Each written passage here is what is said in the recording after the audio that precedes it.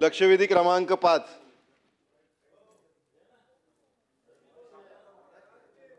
सभापती महोदय, राज्यामध्ये एकीकडे विद्यार्थ्यांची पटसंख्या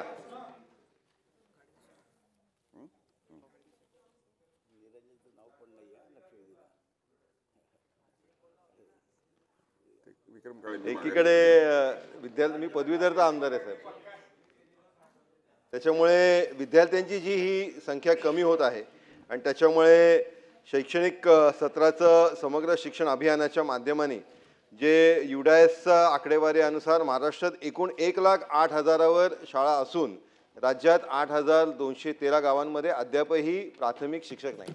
सभापती महोदय, अनुदानित शाळांमध्ये आता शाळा सुरू झाल्यात आणि आता बऱ्याचशा ठिकाणी अजूनही शिक्षक नाही. शिक्षकांच्या संदर्भातली आपण ज्यावेळेस राईट टू एज्युकेशन म्हणतो, हे विद्यार्थ्याचा अधिकार आहे, ते अधिकार मिळवून देण्यासाठी आपण शिक्षकांच्या भरतीच्या संदर्भातलं आपण काय निर्णय घेणार, हा सभापती महोदय माझा स्पेसिफिक प्रश्न आहे. त्याचबरोबर सभापती महोदय, ग्रामीण भागामध्ये आपण शाळांचंही संदर्भातलं विद्यार्थ्यांना एकत्र करायचं आपण धोरण घेतलंय, पण बरेच ठिकाणी सभापती महोदय आपल्याला गावांचं अंतर लांब आहे, काही ठिकाणी भौगोलिक दृष्टिकोनाने ते एकत्र करता येत नाही. अशा याच्यामध्ये आपण टेक्नॉलॉजीचा वापर करून शिक्षकांची संख्या त्या शाळेवरती मेंटेन करून आपण चांगल्या दर्जाचं ई क्लासरूमच्या माध्यमाने त्यांना शिक्षण त्या तिकडे उपलब्ध करून देऊ शकतो का? एक पूर्ण प्लॅटफॉर्म आपण या संदर्भातलं धोरण म्हणून शिक्षण विभाग तयार करणार का? असे माझे स्पेसिफिक 3 प्रश्न आहेत. सभापती महोदय, सन्माननीय सदस्यांनी जो मुद्दा मांडला, एक तर सर्वात पहिले शासनाची भूमिका या ठिकाणी क्लिअर करतो की शाळांमधील पटसंख्या कमी झाल्यामुळे शाळांचं समायोजन करण्याचा शासनाचं असं कुठलंही धोरण नाही. परंतु संच मान्यता आणि पट पडताळणीमुळे जर का विद्यार्थी संख्या एखाद्या ठिकाणची कमी झाली असेल तर हे अतिरिक्त झालेले शिक्षक यांना अतिरिक्त शिक्षकांचे शासन निर्णयानुसार समायोजन करण्यात येईल, हे आपणास या ठिकाणी क्लिअर करतो.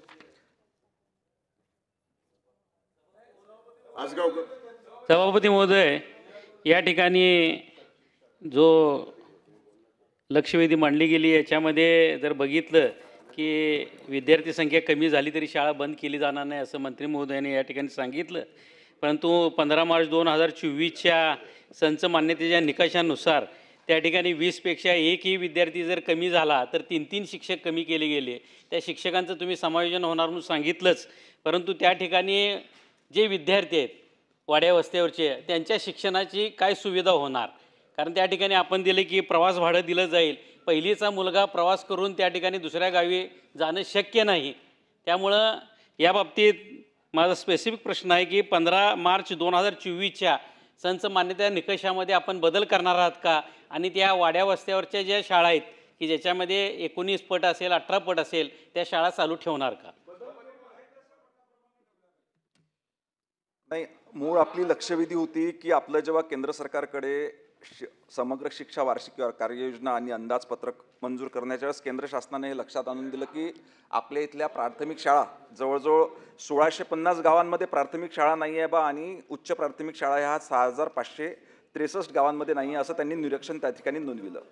आज या ठिकाणी आपणास सांगू इच्छितो की बालकांचा मोफत व सक्तीचा शिक्षणाचा अधिकार अधिनियम 2009 मधील प्रकरण 3 मधील तरतूद क्रमांक 6 नुसार राज्य शासन किंवा स्थानिक प्राधिकरण वस्ती नजीकच्या क्षेत्रांमध्ये किंवा हद्दीच्या आत शाळा अस्तित्वास नसल्यास अशा ठिकाणी शाळा स्थापन करेल अशी त्या ठिकाणी तरतूद आहे.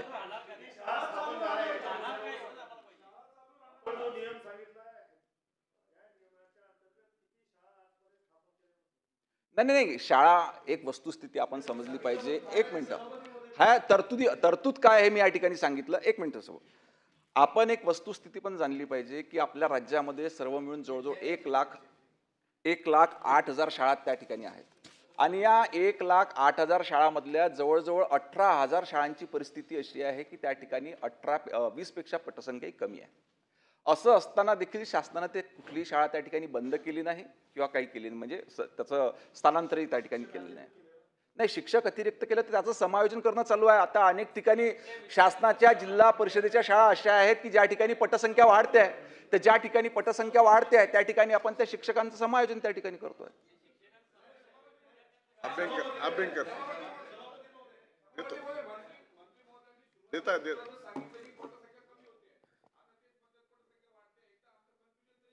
तुमच्या प्रश्नाच्या वेळेस उपस्थित करा मुद्दा. अभ्यंकर बोलतायत. सभापती महोदय, हो, तुमचं नाव आहे.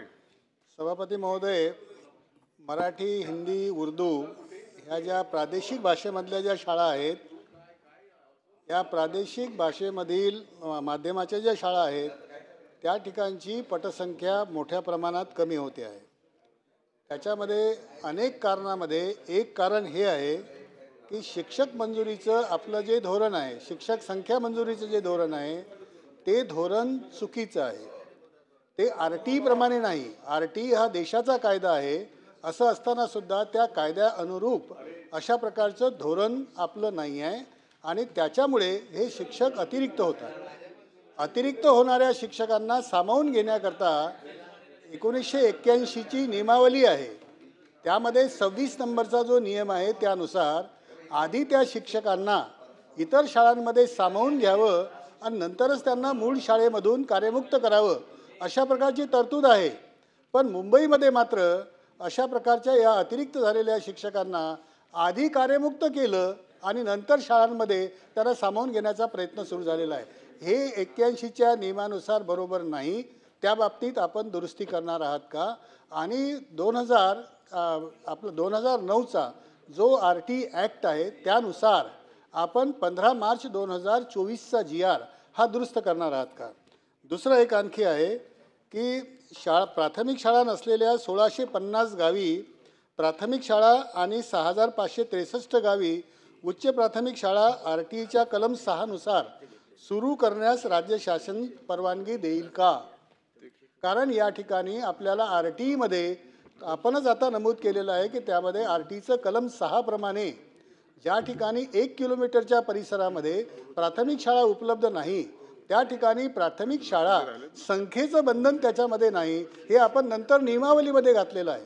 त्यामुळे RT कायद्यामध्ये जी गोष्ट नमूद केलेली आहे त्यानुसार आपण 1 किलोमीटरच्या परिसरामध्ये असलेली ही जी गावं आहेत त्या ठिकाणी प्राथमिक शाळा आणि 6563 गावी उच्च प्राथमिक शाळांची गरज आहे.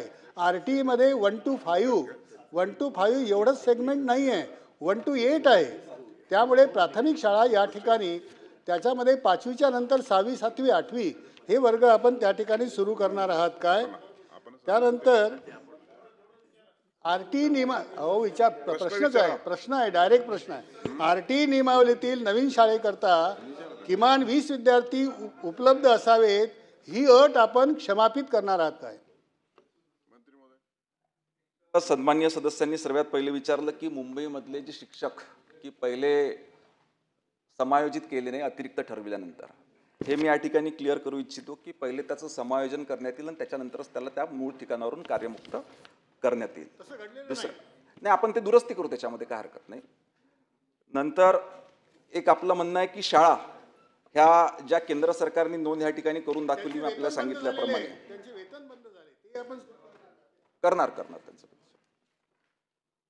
एक मी आपल्याला सांगितल्याप्रमाणे केंद्र शासनाने जे निदर्शनास आणून दिलं की 1650 गावांमध्ये प्राथमिक शाळा आणि 6553 गावांमध्ये उच्च प्राथमिक शाळा नसल्याचं निरीक्षण त्या ठिकाणी नोंदविलं आहे. तर याच्याकरता जी तरतूद ह्या ठिकाणी आपल्या राज्याने जे ॲक्ट त्या ठिकाणी केलं आहे की महाराष्ट्र बालकांचा मोफत व सक्तीचा शिक्षणाचा हक्क नियम 2011 मधील तरतुदीनुसार अशा वस्त्यांमध्ये जिथे शाळा प्राथमिक स्तर 1 किलोमीटर, उच्च प्राथमिक स्तर 3 किलोमीटर आणि माध्यमिक स्तरावर 5 किलोमीटर परिसरात उपलब्ध नाही अशा वस्त्यामधील मुलांना शिक्षण देण्यासाठी वाहतूक सुविधा, त्या ठिकाणी निवास सुविधा व अन्य सुविधा देण्याची तरतूद आहे. त्याच पद्धतीने नाही, अजून सांगतो तुम्हाला दुसरं, काही ठिकाणी आता केंद्र सरकारने काय केलं, एक नवीन त्या ठिकाणी हे केलं, केंद्र शासनाने प्रधानमंत्री जनजातीय आदिवासी न्याय महाअभियान अंतर्गत 25 व धरती आबा जनजातीय ग्राम उत्कर्ष अभियानांतर्गत 22 असे एकूण 47 वसतिगृहांना आपण त्या ठिकाणी मंजुरी दिलेली आहे, ज्याच्यातून 4700 विद्यार्थ्यांना वसतिगृहाची त्या ठिकाणी सुविधा उपलब्ध झालेली आहे. ह्या अनेक असे जे बेडे किंवा छोटे गावं दाखवले आहे हे साधारणतः आदिवासी एरियातले आणि त्या ठिकाणी आपण वसतिगृह सुरू केलेले आहेत. हे पहा, मी सगळ्यांना बोलायला देते, परंतु 5व्या लक्षवेधीवरती नावं आहेत. नाही, अमोल मिटकरी, कारण नाव आहे त्यांचं, मी ओळी नाव तुम्हालाही देते सगळ्यांना बोलायला, काय हरकत नाही. सरनाईक साहेब पण जे उत्तर आलेले ऑलरेडी त्याच्यावर परत तोच प्रश्न नका विचारू. हां, सभापती महोदय, खरं तर ही लक्षवेधी विक्रम काळेसाहेबांनी लावली होती आणि यामध्ये 8,213 गावांमध्ये अद्यापही साधे प्राथमिक शिक्षण देण्यासाठी शाळा नसण्याबाबत प्रामुख्याने उल्लेख केलेला आहे. 1,650 गावे प्राथमिक शाळेपासून आणि 6,563 गावे उच्च प्राथमिक शाळेपासून वंचित आहे. सभापती महोदय, माननीय मंत्री महोदयांनी उत्तर देताना पटसंख्या कमी असलेल्या शाळेच्या बाबतीत सांगितलं का बाबा काही शाळांची पटसंख्या कमी आहे. महाराष्ट्र शासनाने आता 23 जून रोजी जो प्रवेशोत्सव कार्यक्रम घेतला माननीय मंत्री महोदय, त्या कार्यक्रमाला आम्ही पण आमदार म्हणून प्रत्येक ठिकाणी तुमच्या विनंतीला कलेक्टर साहेबांच्या पत्राला मान देऊन आम्ही गेलो होतो. पण जिल्हा परिषद शाळेतला आदिवासी बहुल भाग असेल, ग्रामीण भाग असेल, या शाळेतली एकंदरीत परिस्थिती, पटसंख्या रोडावण्याची प्रमुख कारणं, आता एकाच शाळेमध्ये शिक्षकाची होत असलेली कमी संख्या, म्हणजे 20 पटसंख्येच्या आतली जे काही शाळा आहेत, त्यामुळे एकच शिक्षक आता किती विषय शिकवणार. म्हणजे ह्या सगळ्या गोष्टी पाहता माझा स्पेसिफिक हाच प्रश्न मंत्री महोदयांना आहे की या लक्षवेधीच्या अनुषंगानं जिल्हा परिषद प्राथमिक मराठी शाळांची असलेली परिस्थिती, जे अभ्यंकर साहेबांनी सांगितलं त्या महानगरमधल्या शाळांची परिस्थिती, याबाबत मुलांना शिक्षण घेण्याकरता शासनाकडून जी मुलं आता शिक्षक आहेत, गावच्या मुलांची जी काही अवस्था आहे, त्यासाठी शासन आता काय व्यवस्था करणार आहे, पटसंख्या वाढीसाठी शासन काय प्रयत्न करणार आहे, आणि शालेय पोषण आहाराची परिस्थिती सगळ्या ठिकाणी गंभीर आहे. माननीय मंत्री महोदय, हा मुद्दा घेतो मी. नाही, शालेय पोषण आहार म्हणजे शिजवण्याची जिथं काही. बरं, माझ्या 2 प्रश्नाची उत्तर द्या. मंत्री महोदय, मी तुम्हाला हे सांगितलं की महाराष्ट्रातली परिस्थिती अशी आहे की एकंदरीत 1,08,000 शाळांपैकी 18,000 शाळांमध्ये 20 पेक्षा कमी पटसंख्या असलेल्या शाळा देखील आहे. परंतु आपण कुठलीही शाळा त्या ठिकाणी बंद केलेली नाही. आणि हे पण सांगताना आनंद होतो की याच्यामध्ये अनेक योजना, आपण म्हटलं की पटसंख्या वाढविण्याकरता शासन त्या ठिकाणी काय उपाययोजना करते आहे. या ठिकाणी माननीय पंतप्रधान नरेंद्र मोदी साहेबांचं अभिनंदन केलं पाहिजे की त्यांनी PM-श्री योजना त्या ठिकाणी सुरू केली. त्याच धर्तीवर माननीय मुख्यमंत्र्यांचं अभिनंदन केलं पाहिजे की CM-श्री शाळा योजना त्या ठिकाणी सुरू केली. अशी शाळांची टप्प्याटप्प्यानं निवड करून तिथला दर्जा वाढविण्याकरता सर्व पद्धतीच्या सोयी सुविधा उपलब्ध करून देण्याचा प्रयत्न त्या ठिकाणी शासनाकडून या ठिकाणी होतो आहे. या माध्यमातून काही ठिकाणच्या शाळांची संख्या देखील वाढते आहे. शिंदे साहेबांचं अभिनंदन केलं पाहिजे की त्यांनी त्यांच्या काळामध्ये मुख्यमंत्री माझी शाळा सुंदर शाळा हे अभियान त्या ठिकाणी सुरू केलं. त्याच्यामुळे अनेक शाळांचा दर्जा त्या ठिकाणी ग्रामीण भागामध्ये वाढतो आहे. त्याच्यामुळे एकीकडे ज्या ठिकाणी संख्या ही कमी आहे, तिथले शिक्षक आहे, त्यांनी ज्या ठिकाणी संख्या वाढते आहे त्या ठिकाणी आपण त्यांचं समायोजन करतो. 1 मिनिट, अभिजित वंजारे बोला. या प्रश्नाची जी व्याप्ती आहे ना, ही प्राथमिक शिक्षण ज्या ज्या गावांमध्ये स्थानिक स्वराज्य संस्थांच्या त्या व्याप्तीमध्ये ज्या ठिकाणी शाळा नाही आहेत त्या मुलांना त्या ठिकाणी शिक्षणाची सोय करणार का, अशा पद्धतीचा या लक्षवेधीचा आशय आहे. आता मंत्री महोदयांनी या ठिकाणी उत्तर दिलं की आपण CM-श्री शाळा सुरू करतो आहे, आपण PM-श्री शाळा सुरू करतो आहे. या शाळा ज्या प्रमाणामध्ये राज्यामध्ये वेगवेगळ्या जिल्ह्यांमध्ये वेगवेगळ्या तालुक्यांमध्ये ज्या ठिकाणी सुरू होत आहे, त्याचा जर आकडा आपण पाहिला आणि 15 मार्च 2024चा जो शासनाचा GR आहे शालेय शिक्षण विभागाचा, की ज्या ठिकाणी 20 पेक्षा कमी पटसंख्या ज्या ठिकाणी असेल त्या ठिकाणची शाळा बंद करण्याचा निर्णय आपला आहे. शाळा बंद नाही केली हे आपण म्हटलं, हे बरोबर आहे. पण त्या ठिकाणी जर सर्वच्या सर्व असणारे शिक्षक हे जर त्या ठिकाणी सरप्लस झाले, त्यांचं समायोजन दुसऱ्या शाळेत केलं, तर मग त्या 19 विद्यार्थ्यांना त्या शाळेमध्ये शिकवायला शिक्षक कोण राहणार आहे, हा प्रश्न या ठिकाणी उपस्थित करायचा आहे. म्हणून आमचा स्पेसिफिक प्रश्न आहे की संच मान्यतेच्या संदर्भामध्ये जो निकष लावलेला आहे तो 15 मार्च 2024चा GR आपण रद्द करणार का, हा आमचा प्रमुख प्रश्न आहे. त्याच्यावर स्पेसिफिक उत्तर द्यावं. आपण त्या प्राथमिक शाळा ज्या आपल्या समग्र शिक्षण अभियानाच्या अंतर्गत आपण ज्या अनेक शाळा उभा करणार आहेत असं जे सांगतायत ते दिवा स्वप्न आहे ना. आजच्या परिस्थितीमध्ये येणाऱ्या 5 वर्षामध्ये 10 वर्षामध्ये या 15 मार्च 2024च्या निकषाप्रमाणे जे अनेक शिक्षक त्या ठिकाणी त्या शाळेमध्ये राहणार नाही किंवा अन्य ठिकाणी समायोजित होणार आहे आणि म्हणून त्या शाळेमध्ये शिकवायला एकही शिक्षक राहणार नाही, त्या शाळांचं काय, हा स्पेसिफिक प्रश्न आमचा आहे. त्याच्यावर कृपा करून शासनाने उत्तर द्या. आणि त्या शाळा सुरू राहणार का आणि शाळा शिक्षकांशिवाय कशा सुरू राहणार याचं उत्तर मिळालं पाहिजे सभापती महोदय. चला मंत्री महोदय. नाही नाही नाही चव्हाण साहेब, नाही असं नाही, असं नको जोडून सगळ्यांचे जोडून येणार प्रश्न नाही. सन्मान्य सदस्य अभिजित वंजारी साहेबांचं शिक्षणाबद्दल असलेली तळमळ ही सर्व जगजाहीर आहे की त्यांना शिक्षणाबद्दल, विद्यार्थ्यांबद्दल किती तळमळ आहे. त्याच्यामुळे एक उत्कृष्ट शिक्षण संस्था ते आमच्या नागपूरमध्ये त्या ठिकाणी चालवत आहेत. या ठिकाणी आपल्याला सरकारच्या वतीने तुमची मूळ चिंता आहे की ज्या शाळा सुरू आहेत परंतु तिथली जर का पटसंख्या ही 20पेक्षा कमी झाली तर त्या ठिकाणी जर का एकही शिक्षक नसला तर तुम्ही त्या शाळा बंद करणार का? अशी कुठलीही शाळा, सध्या चालू असलेली कुठलीही शाळा शिक्षण बंद करणार नाही. त्या ठिकाणी निश्चितपणे शिक्षकांची व्यवस्था ही शासनातर्फे करण्यात येईल. मला असं वाटतं त्यांनी सांगितलेलं. नाही 1 मिनिट, आता मी देते बोलायला, मी संपत नाही आहे. परंतु अभिजित वंजारींनी असं विचारलं की कुठली शाळा बंद करणार का, त्याच्यावर अगदी सुस्पष्ट पत्र त्यांनी उत्तर दिलेलं आहे. तर त्या खेरीत आता असेल तर विचारा परत तोच प्रश्न, तेच उत्तर, असं नाही करायचं. नाही ज्ञानेश्वर म्हात्रे त्याच्यानंतर खडसे साहेब. मंत्री महोदय, अत्यंत सरनाईक साहेब थांबा जरा, थांबा. मंत्री महोदयाने व्यवस्थित त्या संदर्भामध्ये उत्तर दिलं आहे. पण मंत्री महोदय, काही ठिकाणी विद्यार्थी संख्या वाढते आणि वाढलेल्या विद्यार्थी संख्येनुसार शिक्षक सुद्धा दिला गेला पाहिजे. संख्या कमी झाली की शिक्षक सरप्लस होतो. मात्र शिक्षक जर, विद्यार्थी जर वाढले असतील तर त्या ठिकाणी वाढलेल्या विद्यार्थी संख्येवर शिक्षक आपण देणार का? एक.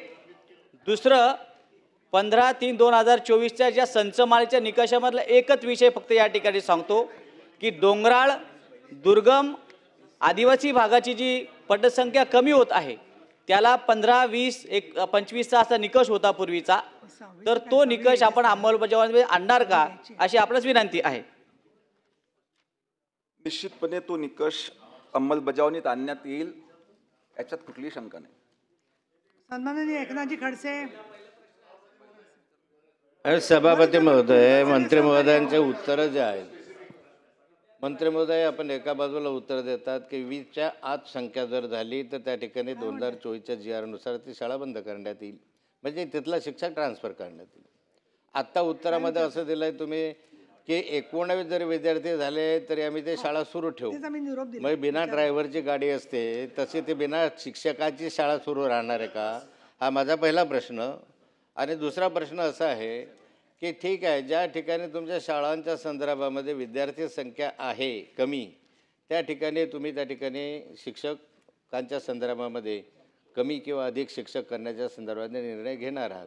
पण अशा अनेक शाळा आहेत की ज्या शाळांमध्ये शिक्षकच नाही आहे किंवा एक शिक्षक आहे आणि 4 वर्ग आहे. अजूनही ही स्थिती महाराष्ट्रामध्ये अनेक शाळांमध्ये आहे. तर अशा शिक्षणाच्या संदर्भामध्ये आपण काय निर्णय घेणार आहात?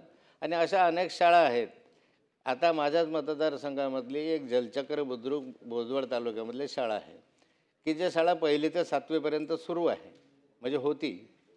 पण ते वादळामुळे सगळ्या 7च्या 7 शाळा खोल्या ज्या आहेत त्या पडून गेल्या आणि त्यामुळे 3 वर्ष झाले ते आता शाळा भरतच नाही, किंवा जे भरायचे ज्यावेळेला प्रयत्न केला तर शाळा कुठेतरी एखाद्या झाडाखाली करतात.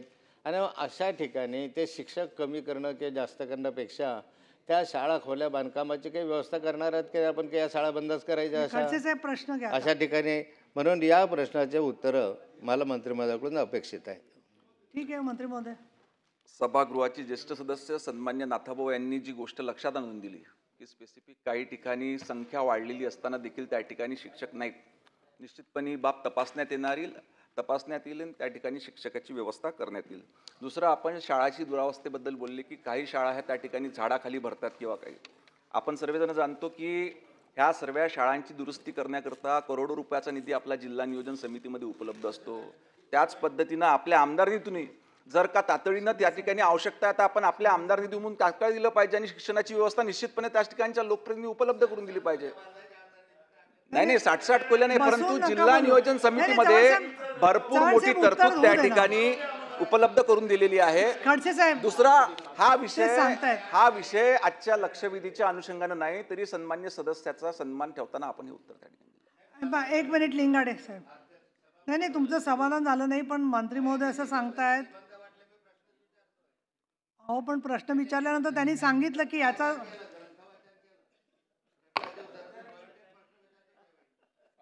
खडसे साहेब तुम्हाला आता काय निबंध वाचायचा आहे का प्रश्न विचारायचा आहे का लक्षवेधीवर प्रश्न विचारायचा आहे? त्यांनी उत्तर सांगितलं की ह्या मधला स्कोप नाही आहे. आता त्याच्यावरती वेगळी मीटिंग घेऊ. अहो हा प्रश्न आता सरकार काय करतं, शिंदे साहेब उत्तर देऊ शकतात, तेही देऊ शकतात. थांब बसा नाही, स्पेसिफिक घ्या तुम्ही. असं जनरल नाही करता येणार. तुम्ही आता अनुभवी सदस्य आहात, नेते आहात, असं कसं काय? खडसे साहेब खडसे साहेब खडसे साहेब खडसे साहेब चला लिंगाडे स्पेसिफिक घ्या चला. आणि सभापती महोदय,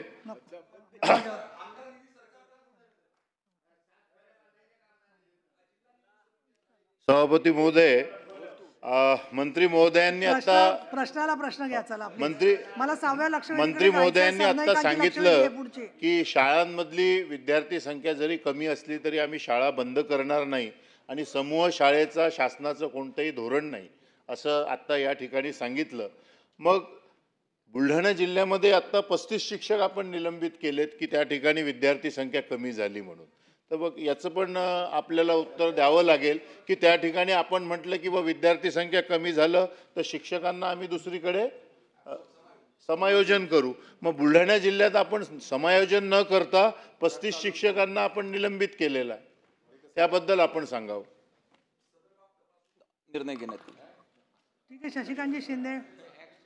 सभापती महोदय, मंत्री महोदयांनी सांगितलेली वस्तुस्थिती आहे की पटसंख्या कमी झाली तरी एक शिक्षक राहिला तरी आपण ठेवतो, शाळा चालू ठेवतो.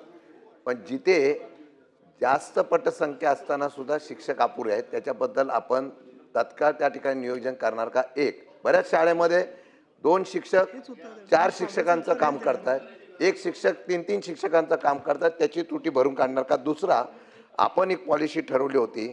आपण एकनाथ शिंदे साहेब इथं आहेत, ते डोंगरी भागातून आलेले आहेत, त्यांना माहिती आहे सह्याद्रीवरून मोऱ्यावरून खाली विद्यार्थी शिकायला येतात.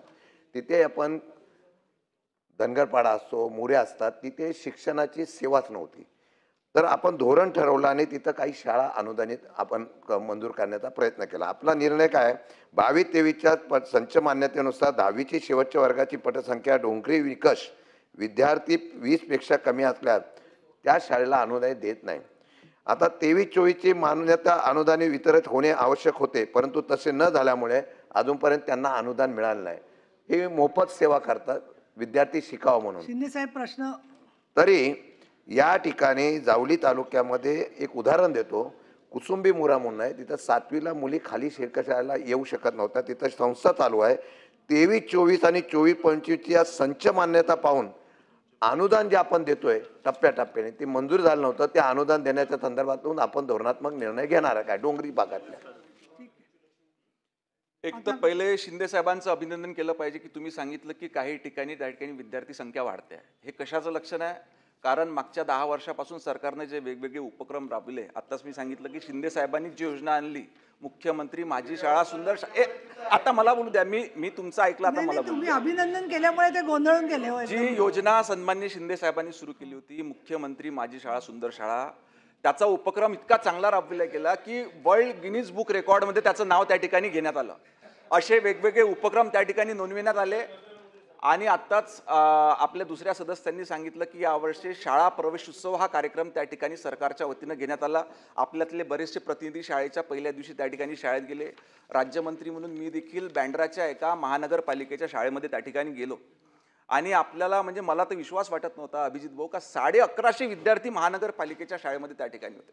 आणि मुंबई विभागाच्या शिक्षणाधिकाऱ्यांनी सांगितलं की मागच्या 3 वर्षाआधी जी विद्यार्थी संख्या 2.5 लाख होती, ती महानगरपालिकेच्या शाळांची विद्यार्थी संख्या आता 3.5 लाख त्या ठिकाणी झालेली आहे. ह्या 3 वर्षाच्या काळामध्ये एवढा 2 लाख वरून 3.5 लाख झालेली आहे. विदर्भाची देखील परिस्थिती चांगली आहे. तेच तर शिंदे साहेब निदर्शनातून देत आहेत. ते काय म्हणत आहे की ज्या ठिकाणी विद्यार्थी संख्या वाढते त्या ठिकाणी काय तर निश्चितपणे ज्या ठिकाणी विद्यार्थी संख्या वाढते आहे त्या ठिकाणी संच मान्यतेच्या नियमानुसार शिक्षक देखील वाढीव त्या ठिकाणी देण्यात येईल. दुसरा आपण प्रश्न उपस्थित केला की डोंगरी भागामध्ये ज्या काही शाळा आहे त्यांना जे अनुदान द्यायला पाहिजे तर ही बाब तपासण्यात येईल. आपण स्पेसिफिक काही शाळांची उदाहरणं देखील द्या. या ठिकाणी शिक्षणाच्या सुविधा उपलब्ध झाल्या पाहिजे याच्याकरता शासन कार्यतत्पर आहे. निश्चितपणे बाब तपासून त्या ठिकाणी अनुदान देईल. हे पहा, अजून 2-3 प्रश्न आहेत, पण सन्माननीय उपमुख्यमंत्री एकनाथजी शिंदे हे याच्यात काही मांडू इच्छित आहेत या लक्षवेधीमध्ये. जरा चर्चेवर राज्यमंत्री महोदय अतिशय आपल्या प्रश्नाला उत्तर देत आहेत. खडसे साहेबांनी देखील जो विषय या ठिकाणी मांडला त्याची देखील आपण योग्य ती दखल घेऊन त्या जिथे अडचणी आहेत त्या दूर करू. फक्त मला सभापती महोदय एकदा एवढंच सांगायचं आहे की एक आपल्या सदस्यांनी काही शाळांना व्हिजिट केली पाहिजे. मी मुख्यमंत्री असताना नताभाऊ नाशिकमध्ये हिवाळी गाव आहे, अतिशय दुर्गम ठिकाणी आहे, आदिवासी शाळा आहे आणि त्या हिवाळी शाळेमध्ये मी गेलो होतो. दादा भुसे होते आणि त्या शाळेतली मुलं, त्या शाळेतली शाळा पण कुणीतरी अशी बांधून दिली होती तिथल्या स्थानिक लोकांनी. तर त्या शाळेतली मुलं नाताभाऊ दोन्ही हाताने लिहित होती, एका हाताने मराठी आणि एका हाताने इंग्रजीमध्ये, आणि एवढे फास्ट लिहित होते की ते म्हणजे अगदी वेगळं तिथे अनुभव मिळाला. आणि त्याचबरोबर आपण पाढे कितीपर्यंत आपल्याला येतात, आपल्याला पाढे जे येतात ते कितीपर्यंत आपल्याला येतात, अंदाज 25-30 1330 पर्यंत पाढे वाचत होते, 1330. आणि घटनेचे 1 ते जवळपास 50 ते 60 कलम त्यांच्या तोंडपाठ होते. एवढी हुशार मुलं, आदिवासी मुलं. आणि तो शिक्षक केशव गावित नावाचा शिक्षक आहे, तो एकदम पूर्ण त्यांनी वाहून घेतलं त्या शाळेला. आणि त्या शाळेमध्ये सभापती महोदया खाजगी शाळेतली मुलं खाजगी शाळेत ॲडमिशन सोडून शिकायचं सोडून त्या शाळेत आले. म्हणजे हे एक अचिव्हमेंट आहे. आणि त्याचबरोबर साताऱ्यामध्ये देखील मी आता आपलं मध्ये कार्यक्रम होते त्यावेळेस गेलो होतो, त्या शाळेमध्ये देखील. तर तिथं पण त्या खाजगी शाळेतली मुलं आपल्या जिल्हा परिषदेच्या शाळेमध्ये नाताभाऊ प्रवेश करतात. म्हणजे ती पटसंख्या जी आहे मोठ्या प्रमाणावर वाढते आहे. याचं कारण शेवटी बघा, शिक्षक जो आहे, आता काल कुठेतरी त्या याच्यामध्ये डिबेटमध्ये त्या शिक्षकांच्याबद्दल फार मी थोडंसं ऐकत होतो. पण शिक्षक काही असे आहेत एकदम त्यांनी डेडिकेशन आणि डिवोशनने ते शिकवतात. आणि त्यामुळे त्या ठिकाणचा जो काही शैक्षणिक दर्जा आहे तो उंचावला जातो. आणि त्या मुलांचा म्हणजे एक्स्ट्रा ऑर्डिनरी मुलं आहेत, ती जिल्हा परिषदची शाळा आहे ती आता भाऊ. आणि एकदा मला वाटतं काही लोकांनी अशा प्रकारचे, तुम्ही जे शिक्षक आमदार काही लोक आहेत त्यांनी हे बघायला पाहिजे. आणि ज्या ज्या ठिकाणी पटसंख्या वाढली आहे ती का वाढली आहे. आता पटसंख्या वाढली आहे तिथं तर चांगलीच बाब आहे, पण जिथं पटसंख्या कमी झाली तिथं देखील कशी वाढेल यासाठी देखील प्रयत्न आहेत. आणि म्हणून मुख्यमंत्री माझी शाळा सुंदर शाळा हे अभियान जे झालं तेव्हा केसरकर होते आणि ते देखील वर्ल्ड रेकॉर्ड झालं, गिनीज बुकमध्ये आलं. आणि आता दादा भुसे पण या ठिकाणी खूप मेहनत करत आहेत. प्रत्येक अशा दुर्गम भागामध्ये तिथे काय अडचणी आहेत, तिथलं काय ॲटमॉस्फिअर काय आहे, तिथं कशा पद्धतीने. आणि मुलांना थोडंसं आपण मोटिवेट केलं शिक्षकांनी. आणि खऱ्या अर्थाने शिक्षक एवढे काही लोक मेहनत करतायत, म्हणजे काय शिक्षकाला काही लोक टार्गेट करतात, परंतु सगळीच काय सगळ्या क्षेत्रात, राजकीय क्षेत्रात पण आता भाऊ बरी वाईट माणसं आहेत, पाची बोटं सारखी नाहीत. पण काही शिक्षक जे आहेत ते एकदम असे म्हणजे वाहून घेतलेले पद्धतीने काम करतात. त्यामुळे आपल्या शासकीय शाळा ज्या आहेत कुठेही कमी आपण लेखता कामा नये. त्याच्यामध्ये काय सजेशन करायचं आहे तुम्हाला ते करा ना. सरकार तिथं कुठं पैसे द्यायचे, पैसे कमी पडणार नाही का. आपल्यातले किती लोक जिल्हा परिषद शाळेमध्ये, नगरपालिका शाळेत, महापालिका शाळेत शिकले. मी देखील नगरपालिका तेव्हा होती, त्या शाळेत शिकून मुख्यमंत्री झालो. आणि त्यामुळे आपल्या शाळा ज्या आहेत, आपल्या शाळा कुठेही इतर शाळांपेक्षा मागे नाहीत, किंबहुना कुठं मागे असतील तर तिथं आपल्याला पुढं गेलं पाहिजे यासाठी आपण सूचना केल्या पाहिजे. आणि शासन सगळ्या बाबतीमध्ये तयार आहे. आता खोडके सन्माननीय आमदार खोडके, त्याच्यानंतर सन्माननीय आमदार आडबाले. नाही, आत्ता मंत्री महोदयांनी सांगितलं की कमी पटसंख्या असली तर त्या शाळा बंद होणार नाही. आता चिखलदरा झालं, हारणी झालं, 5-5, 7-7 पाड्यावरच्या शाळेला आहे तिथं. आता आज त्यांनी जे हाऊसमध्ये बोलले ती शासनाची आदेश समजायचे का किंवा याच्यावर आदेश काढणार आहे? कारण की इथं बोललो तरी ते इमिजिएट आदेश निघाले नाही तर त्याचा उपयोग होणार नाही, कारण की संच मान्यतेशिवाय त्या शाळा चालू शकणार नाही. आत्ता सध्याचा जो आपला नियम आहे किंवा GR काढलेला आहे, तर त्यांनी आत्ता जे उत्तर दिलं हेच आदेश राहणार आहे का, एवढंच माझा स्पेसिफिक प्रश्न आहे. इथे घेण्यात आलेल्या भूमिकेबद्दल लवकरात लवकर निर्णय घेण्यात येईल. हेच आदेश राहणार आहेत का विचारलं. एक मिनिट मंत्री महोदय त्यांनी असं विचारलं की तुम्ही जे सांगितलं तेच आदेश राहणार आहेत का कायम? परंतु आत्ता उत्तर देताना त्यांनी सांगितलं की एकही शाळा बंद होणार नाही असं सांगितलं. परंतु आता मी तेच विचारलं की हा आदेश समजायचा का, तर ते म्हणतात की आम्ही याच्यावर लवकर निर्णय घेऊ. तर किती दिवसात निर्णय घेणार? कारण की आत्ता सध्याची परिस्थिती अशी आहे की त्या स्वच्छ मान्यतेचा जो नियम आहे त्याच्यात आत्ता आमच्या चिखलदरा झालं, धारणी झालं, तिथं त्या आदिवासी भागामध्ये शाळा बंद पडत आहे. कारण की जो आज तुमचा नियम आहे त्या नियमाने तिथं 20 पटसंख्या असल्याशिवाय शाळा चालू शकणार नाही आहे. तर तो किती दिवसात निर्णय काढणार हा मंत्री महोदयांना प्रश्न आहे. खोडके साहेब, मी याच्या आधी सांगितलं की शाळांमधील पटसंख्या जरी कमी झाली तरी शाळा आपण कुठली त्या ठिकाणी कमी करणार नाही, शाळा बंद करणार नाही आहे. मी हेच म्हटलं की शिक्षक संख्येनुसार जर का शिक्षक एक्सेस झाले तर ते दुसऱ्या ठिकाणी लावू. ठीक आहे, हो झालं, समायोजन करणार आहोत आपण. शाळा बंद करण्याचा विषयच नाही ना.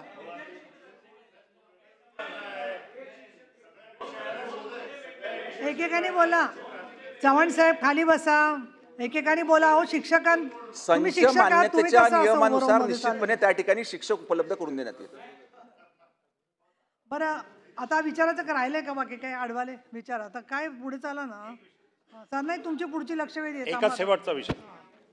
सभापती महोदय, या ठिकाणी 15 मार्च 2024 नुसार राज्यातील 24-25 संच मान्यता झालेली आहेत आणि या संच मान्यतेमध्ये जवळपास महाराष्ट्रामधल्या 1000+ शाळा शून्य शिक्षकी झालेल्या आहेत.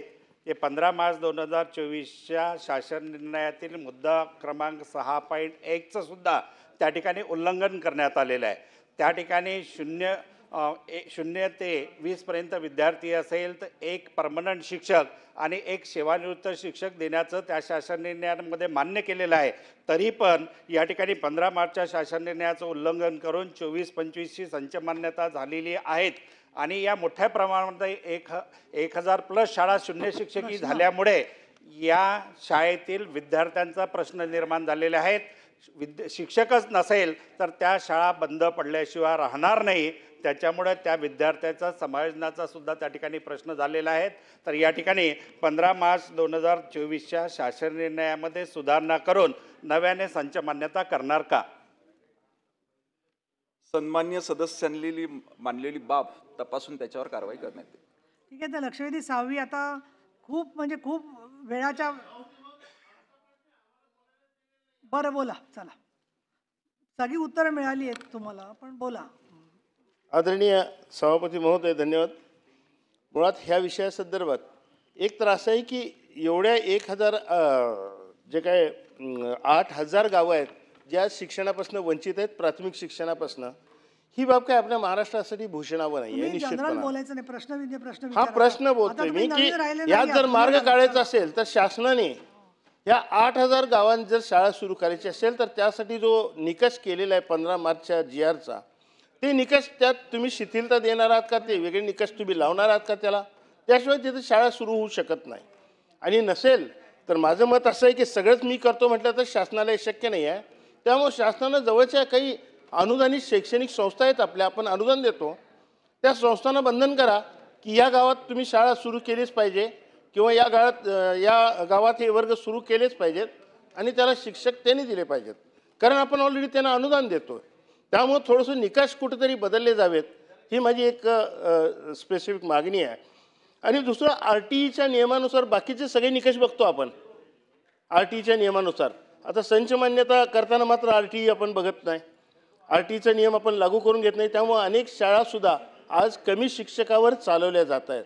त्यामुळे सगळे निकष जर आर टी ईचे बघतो आपण, तर संच मान्यतेत सुद्धा आर टी ईचं आपण त्या ठिकाणी उल्लेख करून त्यानुसार संच मान्यता करण्यासंदर्भात तुम्ही अध्यादेश काढणार आहात का, आणि तो काढा. बस बस चला जवळच्या शिक्षण संस्थांना तुम्ही सांगा ना, आग्रह करा. चला चला. सभापती महोदय, एक तर सर्वात पहिले म्हणजे हे जे आहे हे निरीक्षण नोंदविलेलं आहे केंद्र सरकारनं त्या ठिकाणी, परंतु तरी देखील आपण जी सूचना या ठिकाणी दिली, अतिशय चांगली सूचना आपण दिली आहे की आजूबाजूच्या शैक्षणिक संस्था आहे त्यांना आपण त्या ठिकाणी विनंती करू, आणि ज्या ठिकाणी सुविधा नाही आहे तर त्यांना विनंती करून तिथे शिक्षणाची सुविधा उपलब्ध करू.